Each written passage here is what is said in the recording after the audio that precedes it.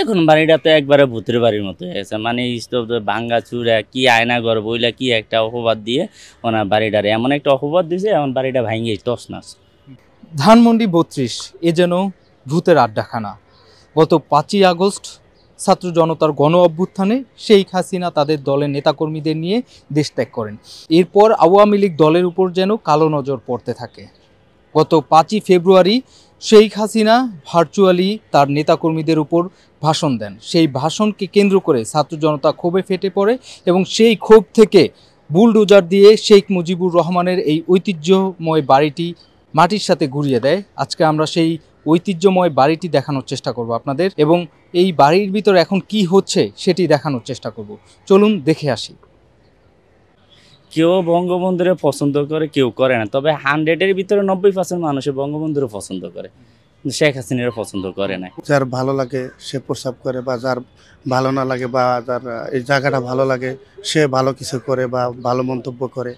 আর যার এই বাড়িটা অনেক খারাপ মন্তব্য আসে বা বাজে মন্তব্য আসে বা যার ভালো না লাগে সে আবার ওইভাবে আর কি প্রস্তাব করে, মনের ক্ষোভ প্রকাশ করে যে আসলে তারা খারাপ ছিল, এই জন্য আমি প্রস্তাব করি, পায়খানা করি। অনেকটা ভূতের বাড়ির মতোই তো এখন লাগতেছে।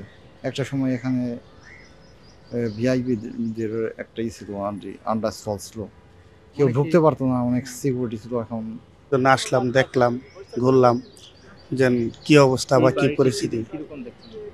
না, আগে তো অনেক সুন্দর ছিল, আর এখন তো ভাঙচুর করে অনেক কি হয়ে গেছে, এই জন্য দেখতে আসলাম আর কি।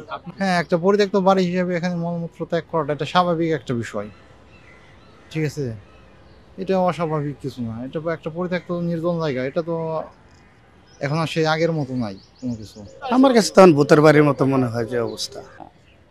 এখানে আসছি, আগে যেরকম ছিল আমরা সাপ্তাহিক শুক্রবার দিন ঢুকতাম, 5 টাকা দিয়ে টিকিট কাটতাম, জাদুঘরের মতো আর কি। বঙ্গবন্ধুর বাসস্থান, শোবার ঘর, কিংবা যেই দিক দিয়ে উনি গুলি খাওয়ার পর যে দিক দিয়ে বের হয়েছিলেন ওই সিঁড়িতে গুলির চিহ্ন ছিল, গ্লাস দিয়ে লাগানো ছিল, এইসব আমরা দেখছিলাম। তবে বঙ্গবন্ধুর বাড়িটা এইভাবে, বঙ্গ মানে হচ্ছে বাংলা, বাংলার বন্ধু। তো বাংলার বন্ধু উপাধি উনি এমনি এমনি পায় নাই, উনি বাংলার জন্য কিছু করছে বিধানেই বঙ্গবন্ধুর নাম হয়েছে ওনার।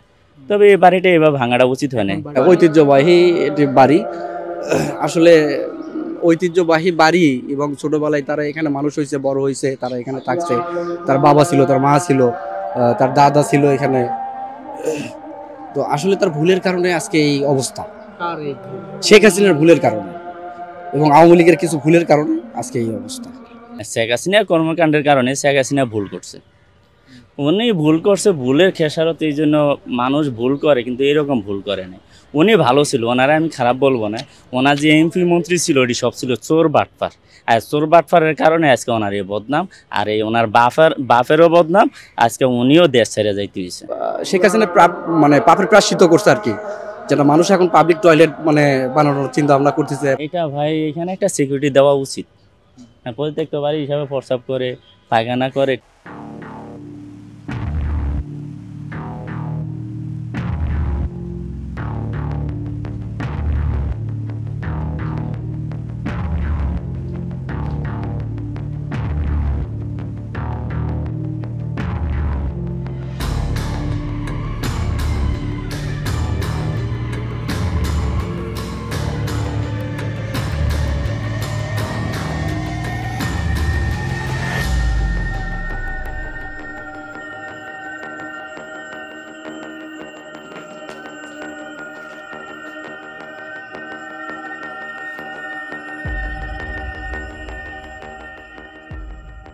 For more updates, follow us on Facebook, subscribe our YouTube channel, get the latest update on www.daily-sun.com.